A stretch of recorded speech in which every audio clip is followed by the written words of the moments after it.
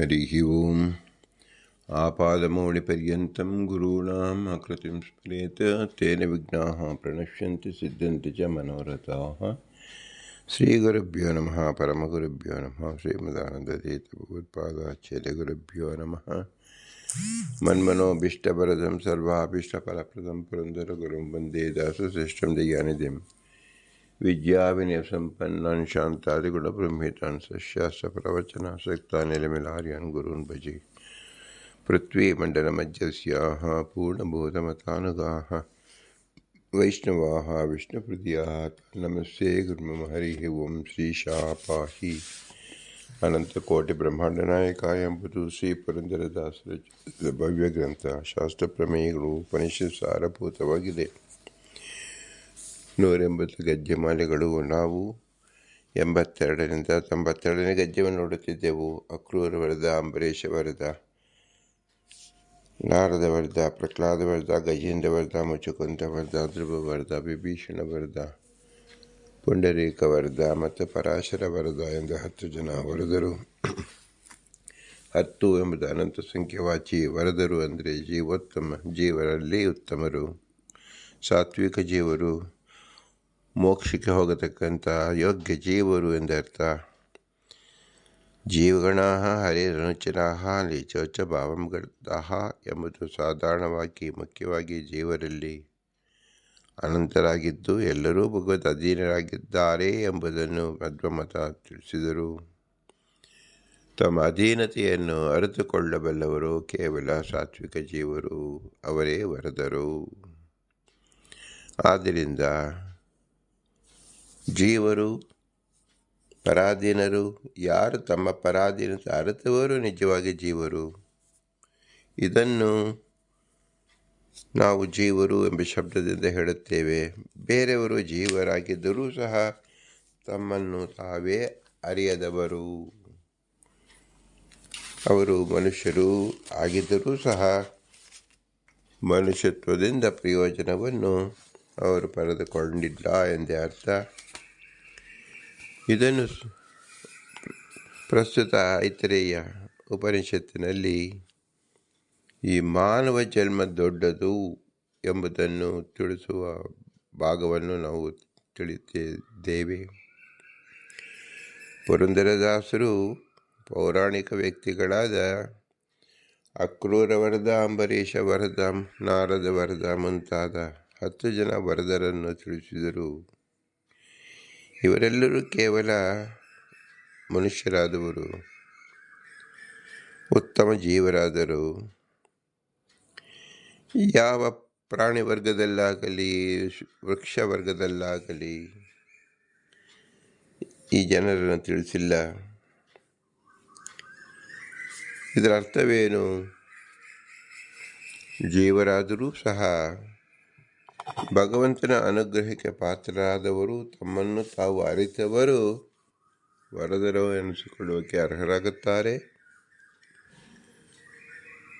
ಭಗವಂತ ಎಲ್ಲ ಸಾಧಕರಿಗೆ ಮನುಷ್ಯ ಜನ್ಮವನ್ನು ಕೊಡುತ್ತಾನೆ. ಆ ಜೀವ ಉತ್ತಮನಾಗಿದ್ದರೂ ಮನುಷ್ಯ ಜನ್ಮ ಬರುತ್ತದೆ, ಮಧ್ಯಮನಾಗಿದ್ದರೂ ಬರುತ್ತದೆ, ಅಧಮನಾಗಿದ್ದರೂ ಬರುತ್ತದೆ. ಆ ಮನುಷ್ಯ ಜನ್ಮದಲ್ಲಿ ಸಾಧನೆಯನ್ನು ಯಾರು ಮಾಡಿಕೊಳ್ಳುತ್ತಾರೋ ಅವರು ಮಾತ್ರ ಸಾತ್ವಿಕರು ಅಂತ ತಿಳಿಯಬೇಕು. ಮನುಷ್ಯ ಜನ್ಮದಲ್ಲಿಯೂ ಯಾರ ಸಾಧನೆಯನ್ನು ಮಾಡಿಕೊಳ್ಳುವುದಿಲ್ಲವೋ ಅವರು ನಿತ್ಯವಾಗಿಯೂ ಸತ್ಯವಾಗಿಯೂ ರಜೋಗುಣಸ್ಥರು ಅಥವಾ ತಮೋಗುಣಸ್ಥರೆಂದೇ ತೀರ್ಮಾನಿಸಬೇಕು. ಅವಕಾಶ ವಂಚಿತರು. ಅವಕಾಶ ಕೊಟ್ಟರೂ ಸಹ ಅವಕಾಶವನ್ನು ಸರಿಯಾಗಿ ಉಪಯೋಗ ಮಾಡಿಕೊಳ್ಳದವರು ಅಧಮ ಜೀವರಾಗುತ್ತಾರೆ. ಉತ್ತಮ ಜೀವರು ಮಾತ್ರ ಅವಕಾಶ ಸಿಕ್ಕಾಗ ಭಗವಂತನ ಅನುಗ್ರಹಕ್ಕೆ ಪಾತ್ರರಾಗುತ್ತಾರೆ ಎಂಬುದನ್ನು ಶ್ರೀಮದ್ ಐತರೇಯ ಉಪನಿಷತ್ತಿನಲ್ಲಿ ನಾವು ಕಾಣಬಹುದಾಗಿದೆ. ಮಾನವ ಜನ್ಮ ದೊಡ್ಡದು ಎಂಬುದನ್ನು ತಿಳಿಸುವ ಭಾಗ ಉಪನಿಷತ್ತು ತಿಳಿಸ್ತಾ ಇದೆ. ತಾಯೇತಾ ದೇವತಾಃ ಸೃಷ್ಟಾಃ ಅಸ್ಮಿನ್ ಮಹಚ್ಚರಣನೆ ಪ್ರಾಪತನ್ ತಂ ಅಶನಾ ಪಿಪಾಸಾಭ್ಯಂ ಅನ್ವಯಾಜ್ಯತ್ ತಾ ಏನಂ ಅಬ್ರವನ್ ಆಯತನಂ ನಃ ಪ್ರಜಾನೀಹಿ ಯಸ್ಮಿನ್ ಪ್ರತಿಷ್ಠಿತಾ ಅನ್ನಮದಾಮೇತಿ ತಾಭ್ಯೋ ಗಾಮಾನಯತ್ ತಾ ಬ್ರುವನ್ ನ ವೈ ನೋ ಅಯಂ ಅಲಂ ಇತಿ ತಾಭ್ಯೋ ಕ್ವ ಮಾನಯತ್ ತಾ ಅಬ್ರುವನ್ ನ ವೈ ನೋ ಅಯಂ ಅಲಂ ಇತಿ ತಾಭ್ಯಃ ಪುರುಷಂ ಮಾನಯತ್ ತಾ ಬ್ರುವನ್ ಸುಕೃತಂ ಬತೇತಿ ಪುರುಷೋ ವಾ ಸುಕೃತಂ. ಭಗವಂತನಿಂದ ಪ್ರೇರಿತನಾದ ಬ್ರಹ್ಮದೇವರು ಸೃಷ್ಟಿಯನ್ನು ಮಾಡುವಾಗ 84 ಲಕ್ಷ ಯೋನಿಗಳಿಗೆ ಯೋಗ್ಯವಾದ ಶರೀರಗಳನ್ನು ಸೃಷ್ಟಿಸಿದನು. ಅದರಲ್ಲಿ ಒಂದಾಗಿರುವುದು ಮಾನವ ಶರೀರ. ಬ್ರಹ್ಮ ಶರೀರದ ಅಂಗಗಳಿಂದ ಸೃಷ್ಟರಾದ ಆ ಅಗ್ನಿ ಮುಂತಾದ ದೇವತೆಗಳು ವಿಷ್ಣುವನ್ನು ಸ್ತುತಿಸುತ್ತಾ ದೊಡ್ಡದಾದ ಆ ಗರ್ಭೋದಕ ಸಮುದ್ರದಲ್ಲಿ ಪ್ರವೇಶಿಸಿದರು. ಆಗ ಅವರಿಗೆ ಅನ್ನ ಭೋಗಶಕ್ತಿ ನೀಡುವುದಕ್ಕಾಗಿ ಅದರಲ್ಲಿ ಹಸಿವು ನೀರಡಿಕೆಗಳ ಅಭಿಮಾನಿಗಳಾದ ಅಶನ ಮತ್ತು ಪಿಪಾಸ ಎಂಬ ಹೆಸರಿನ ವಾಯುದೇವನ 2 ರೂಪಗಳನ್ನು ಪ್ರವೇಶಗೊಳಿಸಿದನು. ಆಗ ಆ ದೇವತೆಗಳು, ನಾವು ಎಲ್ಲಿ ಇದ್ದು ಅನ್ನವನ್ನು ಭೋಗಿಸಬಲ್ಲವೋ ಅಂಥ ಸ್ಥಾನವನ್ನು ನಮಗೆ ಕೊಡು ಎಂದು ಭಗವಂತನಲ್ಲಿ ಬೇಡಿಕೊಂಡರು. ಭಗವಂತನು ಅವರಿಗೆ ಗೋರೂಪದ ಬ್ರಹ್ಮಶರೀರವನ್ನು ನಿರ್ಮಿಸಿಕೊಟ್ಟನು. ದೇವತೆಗಳು ಅದರಲ್ಲಿ ಪ್ರವೇಶ ಮಾಡಿ, ನಮಗಿದು ಸಾಲದು, ತೃಪ್ತಿಕರವಾಗಿಲ್ಲ ಎಂದರು. ಭಗವಂತನು ಅಶ್ವರೂಪದ ಬ್ರಹ್ಮಶರೀರವನ್ನು ನಿರ್ಮಿಸಿಕೊಟ್ಟನು. ದೇವತೆಗಳು ಅದರಲ್ಲಿ ಪ್ರವೇಶ ಮಾಡಿ, ನಮಗಿದು ಸಾಲದು, ತೃಪ್ತಿಕರವಾಗಿಲ್ಲ ಎಂದರು. ಭಗವಂತನು ಈ ಹಿಂದೆಯೇ ಸೃಷ್ಟಿಸಿದ್ದ ಪುರುಷ ರೂಪದ ಬ್ರಹ್ಮಶರೀರವನ್ನು ದೇವತೆಗಳಿಗೆ ಕೊಟ್ಟನು. ಅವರು ಅದನ್ನು ನೋಡಿಯೇ ಆನಂದದಿಂದ ಹೇಳಿದರು, ಇದು ಚೆನ್ನಾಗಿ ನಿರ್ಮಿತವಾಗಿದೆ. ಆದ್ದರಿಂದ ಜೀವರಿಗೆ ಎಲ್ಲ ಶರೀರಕ್ಕಿಂತಲೂ ಪುರುಷ ಶರೀರವೇ ಚೆನ್ನಾಗಿ ತೃಪ್ತಿಕರವಾಗಿ ನಿರ್ಮಿತವಾಗಿದೆ ಎನಿಸುತ್ತದೆ. ತಾಯೇತಾ ದೇವತಾ ಸೃಷ್ಟಾಸ್ಮಿನ್ ಮಹತ್ಯರ್ಣವೇ ಪ್ರಾಪತನ್ ತಂ ಅಶನ ಪಿಪಾಸಾಭ್ಯಂ ಅನ್ವಯಾಜ್ಯತ್ ತಾಯೇನಂ ಅಬ್ರವನ್ ಆಯತನಂ ನ ಪ್ರಜಾನೀಹಿ ಯಸ್ಮಿನ್ ಪ್ರತಿಷ್ಠಿತಾ ಅನ್ನಮದಾಮಿತಿ ತಾಭ್ಯೋ ಗಾಂ ಆನಯತ್ ತಾಮಬ್ರವನ್ ನ ವೈ ನೋ ಅಯಂ ಅಲಮಿತಿ ತಾಭ್ಯೋ ಅಶ್ವಂ ಆನಯತ್ ತಾಮಬ್ರವೀತ್ ನ ವೈ ನೋ ಅಯಂ ಅಲಮಿತಿ ತಾಭ್ಯಃ ಪುರುಷಂ ಆನಯತ್ ತಾಬ್ರವಂ ಸುಕೃತಂ ಯೇತೇತಿ ಪುರುಷೋ ವಾ ಸುಕೃತಂ. ಕೇವಲ 3 ಶರೀರವನ್ನು ಇಲ್ಲಿ ಉದರಿಸಿದ್ದಾರೆ. ಒಂದು ಅಶ್ವ ಶರೀರ, ಮತ್ತೊಂದು ಗೋ ಶರೀರ, ಮತ್ತೊಂದು ಮನುಷ್ಯ ಶರೀರ. ಭಗವಂತನೇ ಸೃಷ್ಟಿಸಿದ ಅಶ್ವ ಶರೀರವಾಗಲಿ, ಗೋ ಶರೀರವಾಗಲಿ, ಪುರುಷ ಶರೀರವಾಗಲಿ, ಈ 3 ಶರೀರವನ್ನು ದೇವತೆಗಳು ಪ್ರವೇಶ ಮಾಡಲು ಆದೇಶಿಸಿದರು. ಅಂದರೆ ಅಭಿಮಾನಿ ದೇವತೆಗಳಾಗಿ ಈ ಶರೀರದಲ್ಲಿ ಇದ್ದು ಅನ್ನವನ್ನು ನೀವು ಉಪಯೋಗ ಮಾಡಿಕೊಳ್ಳಬಹುದು, ತಿನ್ನಬಹುದು, ಭೋಗ್ಯ ಮಾಡಬಹುದು ಎಂಬ ಆದೇಶ ಮಾಡಿದಾಗ ಎಲ್ಲ ದೇವತೆಗಳು ಕುದುರೆ ಶರೀರವನ್ನು ಒಳಹೊಕ್ಕಾಗ ಆ ಕುದುರೆಯಲ್ಲಿ ಒಳಗಿರುವ ವಿವಿಧ ಶರೀರದ ಅಂಗಗಳು ಸಾಕೆನಿಸಲಿಲ್ಲ. ಹಸುವಿನ ಶರೀರದಲ್ಲೂ ಸಾಕೆನಿಸಲಿಲ್ಲ. ಮನುಷ್ಯ ಶರೀರದಲ್ಲಿ ಸಾಕೆನಿಸಿತು, ಸುಕೃತ ಎನಿಸಿತು. ಆದ್ದರಿಂದ ಅಶ್ವ ಶರೀರಕ್ಕಿಂತಲೂ ಗಾವ್ ಶರೀರಕ್ಕಿಂತಲೂ ಹಸುವಿನ ಶರೀರಕ್ಕಿಂತಲೂ ಉತ್ತಮವಾದದ್ದು ಮನುಷ್ಯ ಶರೀರ ಎಂದು ತಿಳಿಯಬೇಕು. ಮನುಷ್ಯ ಜನ್ಮ ದೊಡ್ಡದೋ, ಅದನ್ನು ಹಾನಿ ಮಾಡಿಕೊಳ್ಳಬೇಡಿರೋ, ಹುಚ್ಚಪ್ಪಗಳಿರ ಎಂದು ಪುರಂದರದಾಸರು ಅಂದು ತೋರಿಸಿದ್ದಾರೆ. 4 ಕಾಲಿನ ಪ್ರಾಣಿಗಳ ಶರೀರದಲ್ಲಿ ನಮಗೆ ಕೇವಲ ಅಶನ ಪಿಪಾಸಾದಿಗಳು ಆಗುತ್ತದೆ ಹೊರತು ಜ್ಞಾನಕ್ಕೆ ಅವಕಾಶವಿಲ್ಲ. ಮಾತನಾಡಲು ಬರುವುದಿಲ್ಲ, ಮತ್ತೊಬ್ಬರಿಗೆ ಹೇಳಲು ಬರುವುದಿಲ್ಲ, ಕೇಳಲು ಬರುವುದಿಲ್ಲ, ಭಗವಂತನ ಅರಿಯಲು ಸಾಧ್ಯವಿಲ್ಲ. ಮನುಷ್ಯ ಶರೀರದಲ್ಲಿ ಮಾತ್ರ ತನ್ನನ್ನು ತಾನು ಅರಿತುಕೊಳ್ಳಬಹುದು, ಬೇರೆಯವರಿಗೂ ಅದನ್ನು ತಿಳಿಸಬಹುದು. ಆದ್ದರಿಂದ ಮನುಷ್ಯ ಜನ್ಮವೇ ಸಾರ್ಥಕವಾದುದು ಎಂಬ ಉಪನಿಷತ್ತಿನ ಭಾವಾರ್ಥವನ್ನು ಶ್ರೀಮದಾನಂದ ತೀರ್ಥರ ಭಾಷ್ಯ ರೂಪದಲ್ಲಿ ತಿಳಿಸ್ತಾ ಇದ್ದಾರೆ. ಏವಂ ರೂಪದ್ವಯೇನಾಪಿ ಸ್ತುವಂತೋ ವಿಷ್ಣುಮವ್ಯಯಂ ದಿವ್ಯಾಂಬರಃ ಕುಂಡಲಿನಃ ಪ್ರಾವಿಶನ್ ಉದಕಾರ್ಣವಂ ತದಾಶನ ಪಿಪಾಸಾಭ್ಯಾಂ ದ್ವಿರೂಪಂ ಮಾರುತಂ ಪುನಃ ತಸ್ಮಿನ್ ದೇವಸಮೂಹೇತು ವಿಷ್ಣುಃ ಪ್ರಾವೇಶಯತ್ ಪ್ರಭುಃ ತೇ ಅಬ್ರವನ್ ದೇಹಿನೋ ವಾಸಂ ಯತ್ರ ಚಾನ್ನಂ ಅದಾಮಹೇ ಗೋರೂಪಮೇಭ್ಯೋ ಬ್ರಹ್ಮಣಂ ದದೌ ನಾರಾಯಣ ಪ್ರಭುಃ ತತ್ರ ಪ್ರವಿಶ್ಯತೆ ದೇವ ನಾಲಂ ಇತ್ಯಬ್ರವನ್ ಪುನಃ ಅಶ್ವರೂಪಂ ವಿರಂಚಂ ಚ ಪುನರೇವ ಅದಾದದಾತ್ ಪ್ರಭುಃ ತದ್ರೂಪೇ ಅಪಿ ಪ್ರವಿಶ್ಯೇವ ನಾಲಂ ಇತ್ಯಬ್ರವನ್ ಪುನಃ ಪೂರ್ವಸೃಷ್ಟಂ ಪುಮಾಕಾರಂ ಬ್ರಹ್ಮಣೋ ದದಾತ್ ಪುನರ್ಹರಿಃ ತದೃಷ್ಟೈವ ಅಲಂ ಇತ್ಯೂಚುಃ.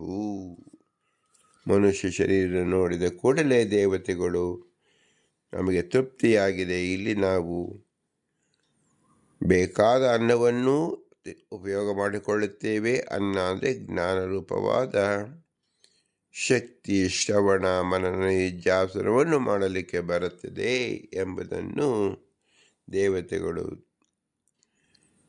ಅಂದು ತೋರಿಸಿದರು. ಆದ್ದರಿಂದ ಜ್ಞಾನಕ್ಕೆ ಆಗರವಾಗಿರತಕ್ಕಂಥದ್ದು ಮಾನವ ಶರೀರ ಎಂಬುದು ನಿರ್ಣಿತವಾಗುತ್ತದೆ. ಈಗ ಆಧ್ಯಾತ್ಮ ಆದಿದೇವಗಳೆಂದು 2 ರೂಪವುಳ್ಳ ದೇವತೆಗಳು ನಾಶರಹಿತವಾದ ವಿಷ್ಣುವನ್ನು ಸ್ತುತಿಸುತ್ತಾ ದಿವ್ಯ ವಸ್ತ್ರ ಕುಂಡಲಧಾರಿಗಳಾಗಿ ಶುದ್ಧೋದಕ ಸಮುದ್ರವನ್ನು ಪ್ರವೇಶಿಸಿದರು. ಆಧ್ಯಾತ್ಮ ಮತ್ತು ಆದಿದೈವ ಅಂತ 2 ರೂಪಗಳಿಂದ ದೇವತೆಗಳು ವಿಷ್ಣುವನ್ನು ಸ್ತುತಿಸುತ್ತಾ ಯಾವ ಶುದ್ಧೋದಕವನ್ನು ಪ್ರವೇಶ ಮಾಡಿ ಆಗ ಅಶನ ಪಿಪಾಸ ಎಂಬ 2 ರೂಪವುಳ್ಳ ವಾಯುವನ್ನು ಪ್ರಭುವಾದ ವಿಷ್ಣು ಆ ದೇವತೆಗಳಲ್ಲಿ ಪ್ರವೇಶಗೊಳಿಸಿದನು. ಆಗ ದೇವತೆಗಳು ಭಗವಂತನಲ್ಲಿ ಹೇಳಿಕೊಂಡರು, ನಾವು ಎಲ್ಲಿದ್ದು ಅನ್ನವನ್ನು ಭೋಗಿಸಬಲ್ಲೆವೋ ಅಂಥ ಒಂದು ಸ್ಥಾನವನ್ನು ನಮಗೆ ಕೊಡು ಎಂದು ಪ್ರಭು ನಾರಾಯಣನು ಅವರಿಗೆ ಗೋರೂಪವಾದ ಒಂದು ಬ್ರಹ್ಮ ಶರೀರವನ್ನು ನಿರ್ಮಿಸಿಕೊಟ್ಟನು. ಆ ದೇವತೆಗಳು ಅದರಲ್ಲಿ ಪ್ರವೇಶಿಸಿ ನಮಗಿದು ಸಾಲದು ಎಂದರು. ತಿರುಗಿ ಪ್ರಭು ನಾರಾಯಣನು ಅಶ್ವರೂಪದ ಒಂದು ಬ್ರಹ್ಮ ಶರೀರವನ್ನು ನಿರ್ಮಿಸಿಕೊಟ್ಟರು. ಆ ಶರೀರದಲ್ಲಿಯೂ ಪ್ರವೇಶಿಸಿ ಸಾಲದು ಎಂದು ಹೇಳಿದರು. ಪುನಃ ಹರಿಗೂ ಹಿಂದೆ ಸೃಷ್ಟಿಸಿದ್ದ ಬ್ರಹ್ಮನ ಪುರುಷಾಕಾರದ ಶರೀರವನ್ನು ಕೊಟ್ಟನು. ಅದನ್ನು ನೋಡಿಯೇ ಇದು ಸಾಕು, ಚೆನ್ನಾಗಿದೆ ಎಂದರು ಎಂದು ದೇವತೆಗಳ ಅನಿಸಿಕೆ ಮೂಲಕ ನಮಗೆ ತಿಳಿಪಡಿಸುತ್ತಿರುವುದು. ಯಾವ ಗೋರೂಪಕ್ಕಿಂತ ಅಶ್ವರೂಪಕ್ಕಿಂತ ಮನುಷ್ಯ ರೂಪವು ಅತಿ ಹೆಚ್ಚಾದ ಪ್ರಯೋಜನಕಾರಿಯಾಗಿದೆ. ತತ್ವಜ್ಞಾನವನ್ನು ತಿಳಿಯಲೋಸಗ, ಭಗವಂತನ ಆರಾಧನೆಗೋಸ್ಕರ ಎಂಬುದನ್ನು ಈ ಉಪನಿಷತ್ತು ಭಾಗ ತಿಳಿಸ್ತಾ ಇದೆ.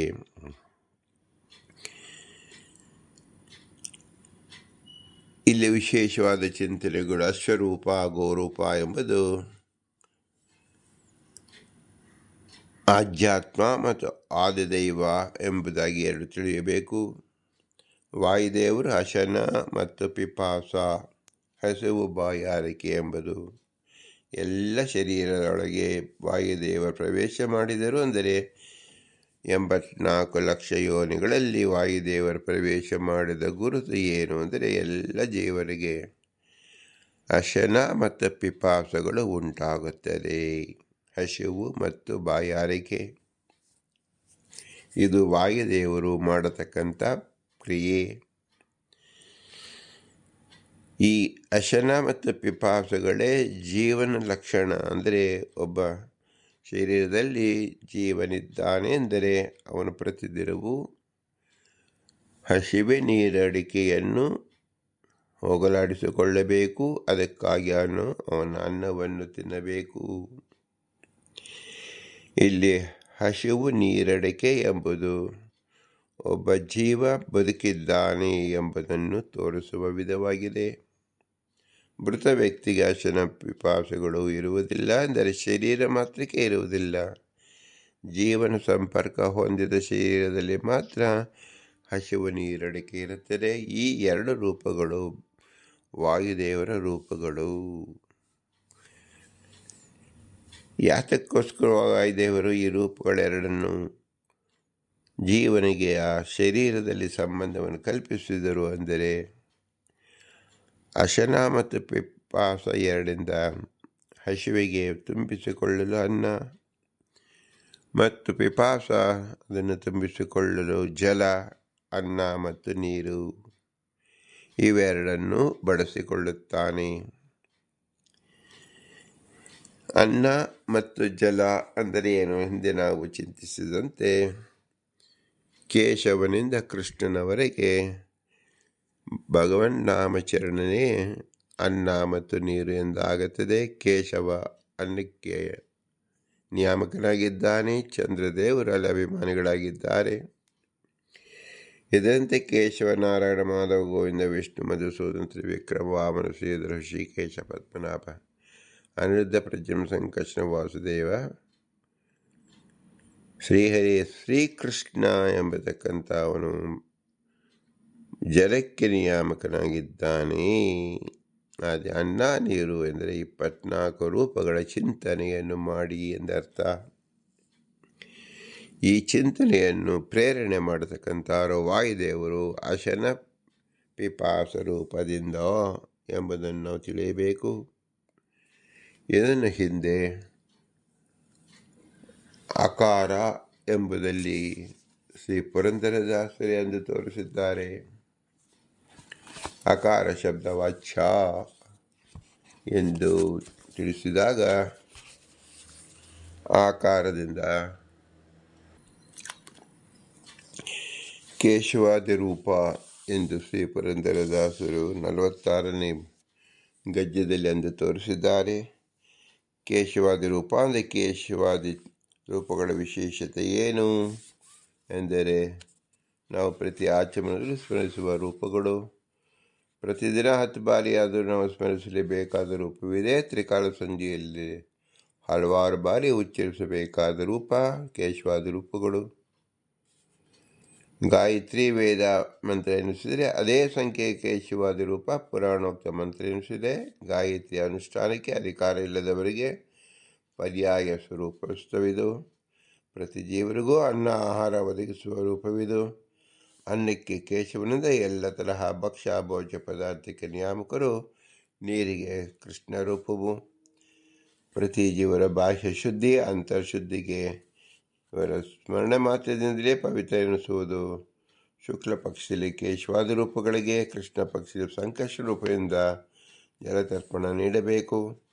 ಸಾಧಕ ಜೀವನಿಗೆ ದಿನದ 24 ತಾಸುಗಳು ದಿನಚರಿಯಲ್ಲಿ ಇದೇ 24 ರೂಪಗಳ ಆರಾಧನೆ ಮುಖ್ಯವಾಗಿದೆ. ಆದ್ದರಿಂದಲೇ ಶುಕ್ಲ ಪಕ್ಷದಲ್ಲಿ ಕೇಶವಾದ ದಾಮೋದರ ತನಕ, ಕೃಷ್ಣ ಪಕ್ಷದಲ್ಲಿ ಅನಿರುದ್ಧದಿಂದ ಕೃಷ್ಣನ ತನಕ ಜಲತರ್ಪಣ ನಿಯಮೇನ ಕೊಡತಕ್ಕಂಥ ಪದ್ಧತಿ ಇದೆ. ಜೀವರಿಗೆ ಬದುಕಲು ಅನ್ನ ನೀರು ಅತ್ಯವಶ್ಯಕವಾಗಿದೆ. ಇದನ್ನು ಒದಗಿಸುವವರು ವಾಯುದೇವರು. ಅಶನ ಮತ್ತು ಪಿಪಾಸ ಮತ್ತು ಅಶನ ಎಂಬ ಎರಡು ರೂಪವಾಗಿ ವಾಯುದೇವರೇ ಪ್ರತಿಯೊಬ್ಬ ಜೀವರಲ್ಲಿದ್ದಾರೆ. ಅಂದರೆ ಅನ್ನ ನೀರು ಎಂದೆರಡು ಶಬ್ದ ಯಾಕೆ? ಅನ್ನಕ್ಕೆ ನಿಯಾಮಕ ಕೇಶವ, ಅಭಿಮಾನಿ ಚಂದ್ರ, ನೀರಿಗೆ ಕೃಷ್ಣದೇವರು, ಅಭಿಮಾನಿ ಬುಧ. ಹೀಗೆ ನಮ್ಮ ಸಮಸ್ತ ಪದಾರ್ಥಕ್ಕೆ ನಿಯಾಮಕರು. ಇದನ್ನು ಹರಿಕಥಾನುಸಾರ ಭೋಜನ ಸಂಧಿಯಲ್ಲಿ ಸಿದ್ಧ ಮಾಡಿಕೊಟ್ಟಿದ್ದಾರೆ. ಅನ್ನ ನೀರು ಅಂದರೆ ಇವೆರಡೇ ಮಾತ್ರವಲ್ಲ, ಆದಿ ಅಂತ್ಯ ಹೇಳಿದ್ರಿಂದ ಮಧ್ಯದಲ್ಲಿ ಎಲ್ಲ ಪದಾರ್ಥಗಳು ಸೇರಿಸಿಕೊಳ್ಳಬೇಕು. ಅಂದರೆ ಭಕ್ಷ್ಯ, ಭೋಜ್ಯ, ಲೇಹ, ಪೇಹ ಹಾಗೂ ಷಡ್ರಸೋಪೇತ ಆಹಾರಗಳೆಲ್ಲ ಇದರಲ್ಲಿ ಅಡಗಿದೆ. ಅದನ್ನು ನಾವು ತಿಳಿಯಬೇಕು. ಸೃಷ್ಟಿಯಲ್ಲಿ 24 ತತ್ವಗಳು ಪ್ರಥಮವಾಗಿ ಹೊರಬಂದವು. ಮಹತ್ತತ್ವ, ಅಹಂಕಾರ ತತ್ವ, ತೈಷ ಅಹಂಕಾರ ತತ್ವ. ದೇವತೆಗಳು ಪಂಚಭೂತಗಳಿಂದ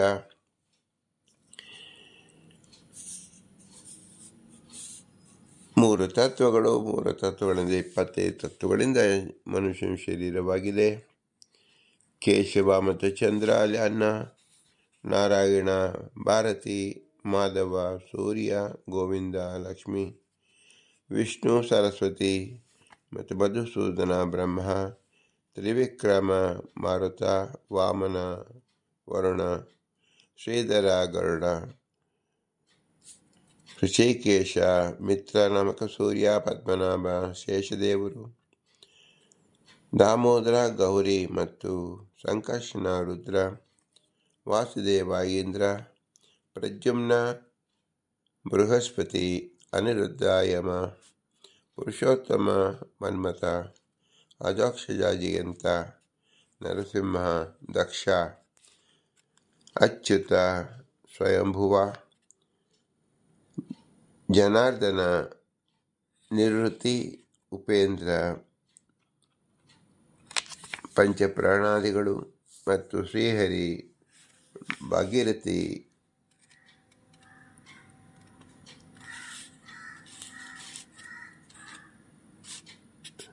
ಮತ್ತು ಶ್ರೀಕೃಷ್ಣ, ಬುಧ. ಇವರು ಅನ್ನ ಮತ್ತು ನೀರಿಗೆ ಅಭಿಮಾನಿ ಭಗವಂತನಾದರೆ ನಿಯಾಮಕರನ್ನು ತಿಳಿಯಬೇಕು. ದೇವತೆಗಳು ಅಭಿಮಾನಿಗಳನ್ನು ತಿಳಿಯಬೇಕು. ಹೀಗೆ ಅಶನ ಮತ್ತು ವಿಪಾಸ ಇದು ಎರಡನ್ನು ವಾಯುದೇವ ರೂಪದಿಂದ ಮನುಷ್ಯ ಶರೀರದಲ್ಲಿ ಎಲ್ಲ ಶರೀರದಲ್ಲಿ ಇರುವುದರಿಂದ ಭಗವಂತನನ್ನು ಸ್ಮರಿಸಲು ನೆರವು ಮಾಡಿಕೊಟ್ಟಿದ್ದಾರೆ. ಮನುಷ್ಯ ಜನ್ಮದಲ್ಲಿ ಬಂದಾಗ ಪ್ರತಿನಿತ್ಯವೂ ನಾವು ಭಗವನ್ ಸ್ಮರಣೆಯಲ್ಲಿ ಉಂಟು ಮಾಡಲು ಅಶನ ಮತ್ತು ವಿಪಾಸ ಇದರನ್ನು ಸಹ ವಾಯುದೇವರೇ ನಮಗೆ ವರರೂಪವಾಗಿ ಕೊಟ್ಟಿದ್ದಾರೆ. ಇದನ್ನು ನಾವು ಅರ್ಥಕೊಳ್ಳಬೇಕು. ಇಂದ್ರಿಯಾಭಿಮಾನಿ ದೇವತೆಗಳು ತಾಬ್ರವಿದ್ ಯಥ ಆಯತನಂ ಪ್ರವೇಶಯತೆ ಅಗ್ನಿವಾಗ್ ಭೂತ್ವಾ ಮುಖಂ ಪ್ರಾವಿಶತು ವಾಯುಪ್ರಾಣೋ ಭೂತ್ವಾ ನಾಸಿಕೆ ಪ್ರಾವಿಶತು ಆದಿಚಕ್ಷು ಭೂತಾತ್ ಅಕ್ಷಿಣಿ ಪ್ರಾವಿಶತು ದಿಶಃ ಶ್ರೋತ್ರಂ ಭೂತ್ವಾ ಕರ್ಣೋ ಪ್ರಾವಿಶನ್ ಓಷಧಿ ವನಸ್ಪತಿಯೋ ಲೋಮಾನಿ ಭೂತ್ವಾ ತ್ವಂ ಚ ಪ್ರಾವಿಶನ್ ಚಂದ್ರಮ ಮನೋಭೂತ ಹೃದಯಂ ಪ್ರಾವಿಶತು ಮೃತ್ಯುರ್ ಅಪಾರಹು ಭೂತ್ವಾ ನಾಭಿಂ ಪ್ರಾವಿಶತು ಆಪೋ ರೇತಃ ಭೂತ್ವಾ ಶಿಷ್ಟಂ ಪ್ರಾವಿಶತ್. ಭಗವಂತನು ಆ ದೇವತೆಗಳಿಗೆ ನಿಮ್ಮ ನಿಮ್ಮ ಉತ್ಪತ್ತಿ ಸ್ಥಾನಕ್ಕನುಸಾರವಾಗಿ ಈ ಪುರುಷ ಶರೀರವನ್ನು ಪ್ರವೇಶಿಸಿ ಎಂದಾಗ ಆಗ ಆದಿದೈವದ ಅಗ್ನಿ ಒಂದು ಅಂಶದಿಂದ ಆಧ್ಯಾತ್ಮದ ವಾಕ್ ಎಂಬ ಅಗ್ನಿಯ ಜೊತೆಗೆ ಸೇರಿ ವಾಗೇಂದ್ರಿಯದಲ್ಲಿ ನೆಲೆಸಿದನು. ಆದಿದೈವದ ವಾಯು ಒಂದು ಅಂಶದಿಂದ ಆಧ್ಯಾತ್ಮದ ಪ್ರಾಣದ ಜೊತೆ ಸೇರಿ ಘ್ರಾಣೇಂದ್ರಿಯದಲ್ಲಿಯೂ ಪ್ರಾಣವಾಯುವಿನಲ್ಲಿಯೂ ನೆಲೆಸಿದನು. ಆದಿದೈವದ ಆದಿತ್ಯನು ಆಧ್ಯಾತ್ಮದ ಚಕ್ಷು ಎಂಬ ಸೂರ್ಯನ ಜೊತೆ ಸೇರಿ ಚಕ್ಷುವಿಂದ ಇಂದ್ರಿಯದಲ್ಲಿ ನೆಲೆಸಿದನು. ದಿಗಾಭಿಮಾನಿ ದೇವತೆಗಳು ಶ್ರೋತ್ರ ನಾಮಕವಾದ ತಮ್ಮ ಆಧ್ಯಾತ್ಮ ರೂಪದಿಂದಲೇ ಸೇರಿ ಶ್ರೋತ್ರೇಂದ್ರಿಯದಲ್ಲಿ ನೆಲೆಸಿದರು. ಔಷಧಿ ವನಸ್ಪತಿಗಳು ಲೋಮನಾಮಕವಾದ ತಮ್ಮ ಆಧ್ಯಾತ್ಮ ರೂಪಗಳ ಜೊತೆಗೆ ಸೇರಿ ಚರ್ಮದಲ್ಲಿ ನೆಲೆಸಿದರು. ಚಂದ್ರ ಮುಂತಾದವರು ಮನೋನಾಮಕನಾದ ತಮ್ಮ ಆಧ್ಯಾತ್ಮ ರೂಪದೊಂದಿಗೆ ಸೇರಿ ಮನಸ್ಸಿನಲ್ಲಿ ನೆಲೆಸಿದರು. ಮೃತ್ಯುನಾಮಕ ಪ್ರಧಾನ ವಾಯು ಅಪಾನ ನಾಮಕವಾದ ತನ್ನ ಆಧ್ಯಾತ್ಮ ರೂಪದೊಡನೆ ಸೇರಿ ನಾಭಿಯಲ್ಲಿ ನೆಲೆಸಿದನು. ಜಲಾಭಿಮಾನಿಯಾದ ಬುಧನು ಮತ್ತು ಶಿವನು ಒಂದು ಅಂಶದಿಂದ ರೇತೋ ನಾಮಕನಾದ ತನ್ನ ಆಧ್ಯಾತ್ಮ ರೂಪವ ಸೇರಿ ಶಿಷ್ಣದಲ್ಲಿ ನೆಲೆಸಿದನು. ಇದನ್ನು ವಿಶೇಷಾಕಾರವಾಗಿ ಭಾಷ್ಯವನ್ನು ತಿಳಿಸುತ್ತಿದ್ದಾರೆ ಶ್ರೀಮದಾನಂದ ತೀರ್ಥರು. ವಿಶತೇತಿ ಚ ಬ್ರವೀತ್ ವಿವಿಶಿಶ್ಚ ಯಥೋತ್ಪನ್ನಾ ಸರ್ವೇ ದೇವಾಶ್ಚತುರ್ಮುಖಾಂ. ಬ್ರಹ್ಮ ಶರೀರದೊಳಗೆ ಪ್ರವೇಶಿಸಿರಿ ಎಂದನು. ವಿಷ್ಣು ದೇವತೆಗಳು ಎಲ್ಲರೂ ತಾವು ಹುಟ್ಟಿದ ಆಯಾ ಅಂಗಗಳಲ್ಲಿ ಚತುರ್ಮುಖರು ಶರೀರವನ್ನು ಪ್ರವೇಶಿಸಿದರು. ಅಂದರೆ ಮಾನವ ಶರೀರದೊಳಗೆ ದೇವತೆಗಳಿರುತ್ತಾರೆ, ಬ್ರಹ್ಮದೇವರಿರುತ್ತಾರೆ ಮತ್ತು ಭಗವಂತ ನಿಯಾಮಕನಾಗಿರುತ್ತಾನೆ ತಿಳಿಯಬೇಕು. ಹೀಗೆ ಮನುಷ್ಯ ಜನ್ಮ ಶರೀರವೇ ಎಲ್ಲ ದೇವತೆಗಳಿಗೆ ಗೂಡಾಗಿದೆ, ಭಗವಂತನಿಗೆ ಗೂಡಾಗಿದೆ, ಆಶ್ರಯವಾಗಿದೆ. ಆದ್ದರಿಂದ ಈಶಾವಾಸ್ಯವಿದಂ ಸರ್ವಂ ಯತ್ಕಿಂಚ ಜಗತಾಂ ಜಗತ್. ಈಶನ ಆವಾಸ ಯೋಗ್ಯ ಜಾಗ ಅಂದರೆ ಮನುಷ್ಯನ ಶರೀರ, ಸಕಲ ಜೀವನ ಶರೀರವು ಭಗವಂತನ ಆವಾಸಕ್ಕೆ ಯೋಗ್ಯವಾಗಿದೆ. ಭಗವಂತ ಮತ್ತು ದೇವತೆಗಳು ತಾವಾಗಿಯೇ ಬಂದು ನೆಲೆಸಿದ್ದಾರೆ. ನಾವು ಅವರನ್ನು ಸ್ಮರಿಸಿಕೊಳ್ಳಬೇಕು. ಇದು ಮನುಷ್ಯ ಜನ್ಮದಲ್ಲಿ ಮಾತ್ರ ಸಾಧ್ಯ. ಹಸಿವು ನೀರಾಡಿಕೆಗಳು ಮುಖ್ಯ ಪ್ರಾಣನ ಅಧೀನ.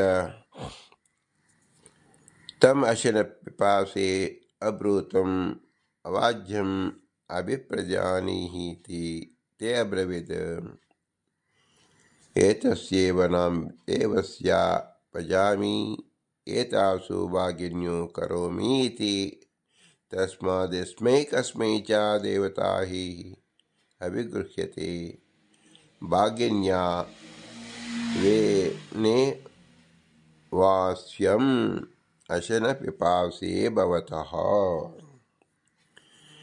ಅಶನ ಪಿಪಾಸ ನಾಮಕನಾದ ಎರಡು ವಾಯುರೂಪಗಳು ನಾವು ನಿರಂತರ ನಿನ್ನ ಆಜ್ಞಾನುವರ್ತಿಯಾಗಿ ಇರುವಂತೆ ಏನು ಮಾಡಬೇಕೆಂಬುದನ್ನು ಆಜ್ಞಾಪಿಸು ಎಂದು ಕೇಳಿದರು. ಭಗವಂತ ಅವರಿಗೆ ಹೇಳಿದ, ನಿಮ್ಮನ್ನು ಈ ದೇವತೆಗಳ ಒಳಗೆ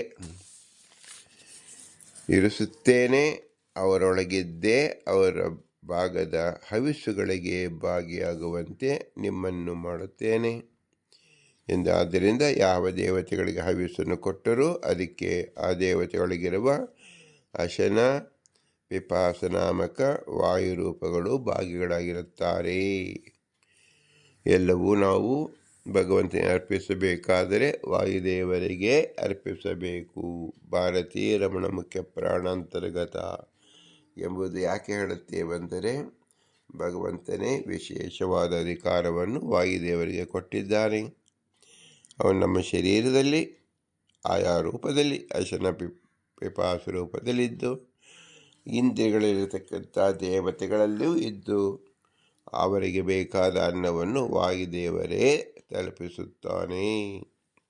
ಭಗವಂತನಿಗೆ ಅನುಗ್ರಹ ರೂಪವಾದ ಕೆಲಸವನ್ನು ವಾಯುದೇವರು ಸಕಲರು ನಿಂತು ಮಾಡುತ್ತಿದ್ದಾನೆ ಎಂಬುದನ್ನು ನಾವು ನೆನೆಸಿಕೊಂಡಾಗ ವಾಯುದೇವರ ಜೀವೋತ್ತಮತ್ವ ನಮಗೆ ತಿಳಿಯುತ್ತದೆ.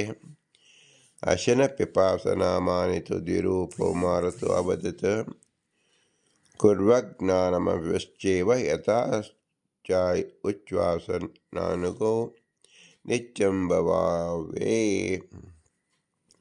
ಇತಿ ಹರಿ ಸರ್ವತ್ರ ಪ್ರವಿಶೇತ್ಯಮುಂ ಆಹಾ ತಸ್ಮಾದೇವತಾನಂ ಸರ್ವಾಸಂ ಭಾಗಃ ಮರುತ್ ಏಕ ಏವ ಪ್ರಾಣನಾಮ ನಾಭಿಸ್ಥೋಪಿ ಸ ಏವತು ಅಶನ ಪಿಪಾಸಾಪಾನಶ್ಚ ಮೃತ್ಯುಶ್ಚ ಇತಿ ಚತುರ್ವಿಧಃ.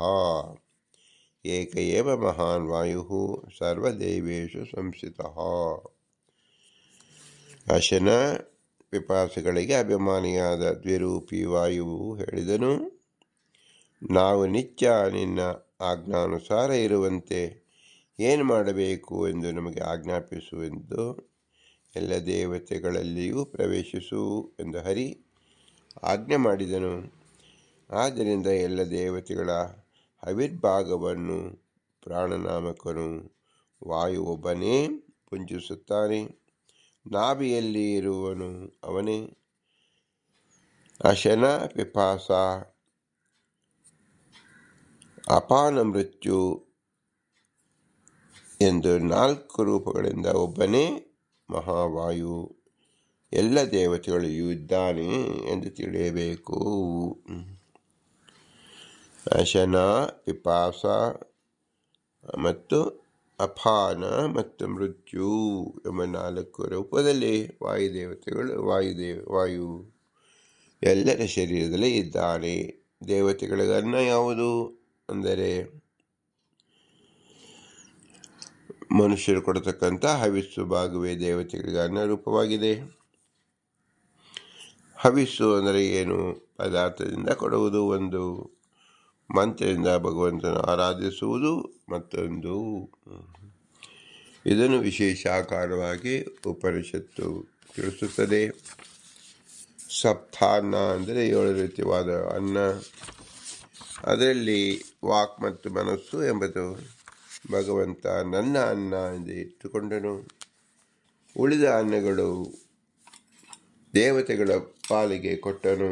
ದೇವತೆಗಳು ಅನ್ನನ್ನು ಸ್ವೀಕರಿಸಿದರು. ಅವರು ಸ್ವೀಕರಿಸುವಾಗ ವಾಯುದೇವರ ಮೂಲಕ ಸ್ವೀಕರಿಸಿದರು ಎಂದರ್ಥ.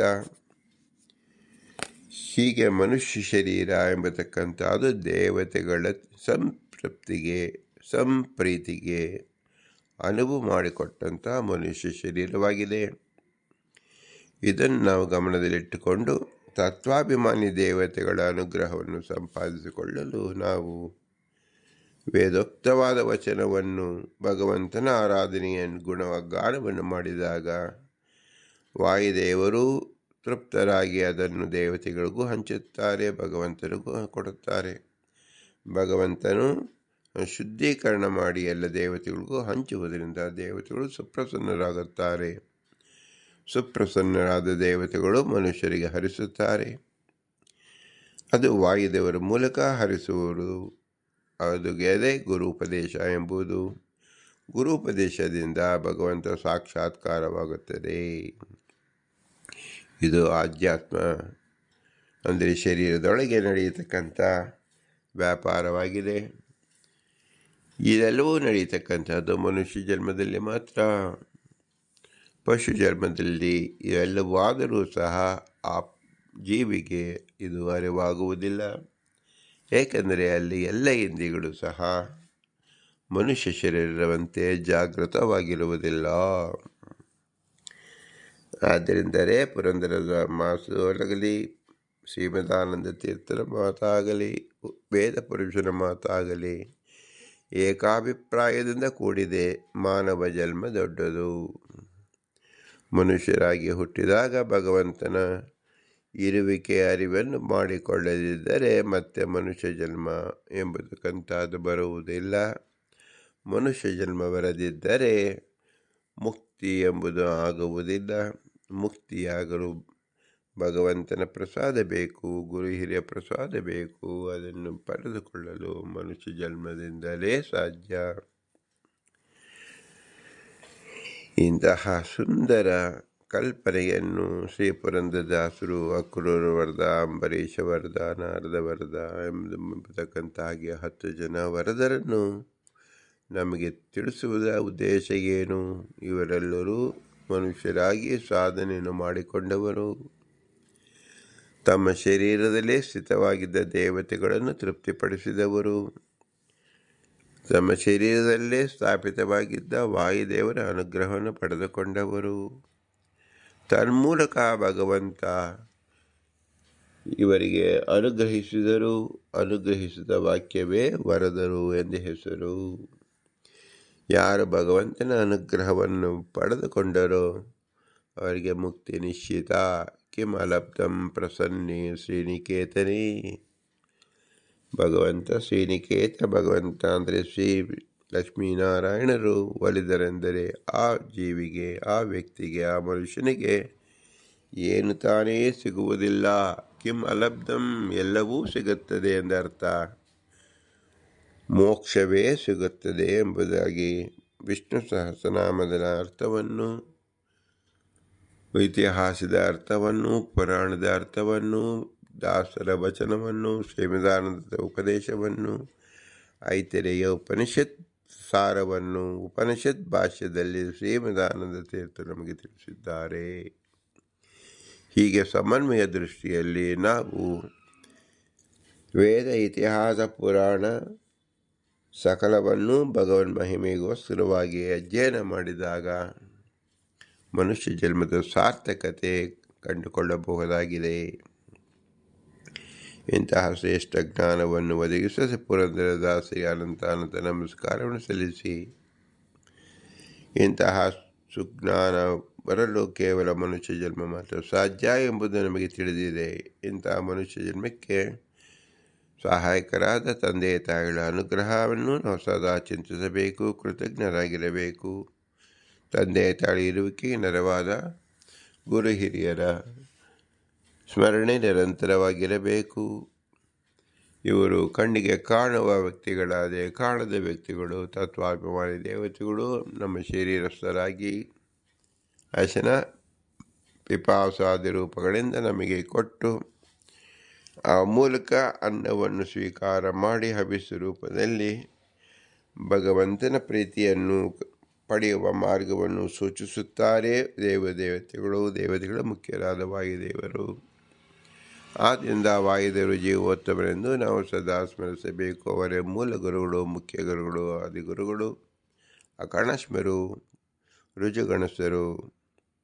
ಆದರೆ ಇವರೆಲ್ಲರೂ ಭಗವಂತನ ಅಧೀನದಲ್ಲಿ ಕೆಲಸ ಮಾಡುವರು. ಆದ್ದರಿಂದ ಇವರೆಲ್ಲರೂ ಅಸ್ವತಂತ್ರರು. ಸ್ವತಂತ್ರ ಭಗವಂತ ಲಕ್ಷ್ಮೀನಾರಾಯಣ ಮಾತ್ರ. ಅವನೇ ನಮ್ಮ ಬಿಂಬರೂಪ. ಎಲ್ಲರ ಬಿಂಬ ಭಗವಂತರು ಮಾತ್ರ. ಆದ್ದರಿಂದ ಬಿಂಬೋಪಾಸನೆ ಎಂಬುದೇ ಅತಿ ಪ್ರಮುಖವಾಗಿರುವುದು. ಬಿಂಬೋಪಾಸನೆಯಲ್ಲಿ ಭಗವಂತ ಎಂದು ತಿಳಿದು ಸಕಲ ದೇವತೆಗಳಿಂದಲೂ ಮಾನ್ಯನಾಗಿರತಕ್ಕಂಥ ದೇವತೆಗಳಿಂದಲೂ ವಾಯುದೇವರಿಂದಲೂ ಸೂಚಿಸಲ್ಪಟ್ಟವನು ನಮ್ಮ ಬಿಂಬ. ಅಂತಹ ಬಿಂಬನಿಂದಲೇ ಎಲ್ಲವೂ ಸಕಲ ನಡೆಯುತ್ತಿರುವುದರಿಂದ ಆ ಬಿಂಬನಿಗೆ ನಾವು ಹೇಗೆ ಪ್ರತೀಕಾರವನ್ನು ಮಾಡುವುದು ನಮಗೆ ಯೋಗ್ಯತೆ ಇಲ್ಲ. ಅದು ದೇವತೆಗಳ ಮೂಲಕವೇ ನಡೆಯುವುದು. ದೇವತೆಗಳಿಗೆ ಬೇಕಾದ ಹವಿಸ್ಸು ಭಾಗವನ್ನು ಕೊಡತಕ್ಕಂಥದ್ದು ನಮ್ಮ ಕರ್ತವ್ಯ. ಆ ಹವಿಸ್ಸು ಭಾಗ ಅಂದರೆ ಏನು? ಸ್ತುತಿ, ಭಗವಂತನ ಗುಣವನ್ನು ಪಾಡುವುದೇ ಆಗಿದೆ. ಹರಿ ಸರ್ವೋತ್ತಮ, ವಾಯುಜೀವೋತ್ತಮ ಎಂಬ ಮೂಲತತ್ವ, ಪಂಚಭೇದ, ತಾರತಮ್ಯ ಎಂಬ ಸರಿಯಾದ ಅರಿವು. ಈ ಅರಿವನ್ನು ನಾವು ನೋಡಿದಾಗ ಭಗವಂತ ತೃಪ್ತನಾಗುತ್ತಾನೆ. ಆ ತೃಪ್ತನಾಗುವ ಭಗವಂತನಿಗೆ ನಾವು ಏನು ಮಾಡಬೇಕು? ಭೂಯಿಷ್ಠಾಂತಿ ನಮ್ಮ ಉಕ್ತಿಮಿದೇವ, ಭೂಯಿಷ್ಠಾಂತೇ ನಮ್ಮ ಉಕ್ತಿಮಿದೇವ, ಭೂಯಿಷ್ಠಾಂತಿ ನಮ್ಮ ಉಕ್ತಿಮಿದೇವ ಎಂದು ಹೇಳಿ ವಿನಮ್ರವಾಗಿ ನಮಿಸೋಣ. ಭಾರತೀಯರ ಮುಖ್ಯ ಪ್ರಾಣಾಂತರ್ಗತ ಶ್ರೀಕೃಷ್ಣಾರ್ಪಣಮಸ್ತು. ಹರಿ ಓಂ, ಹರಿ ಓಂ, ಹರಿ ಓಂ.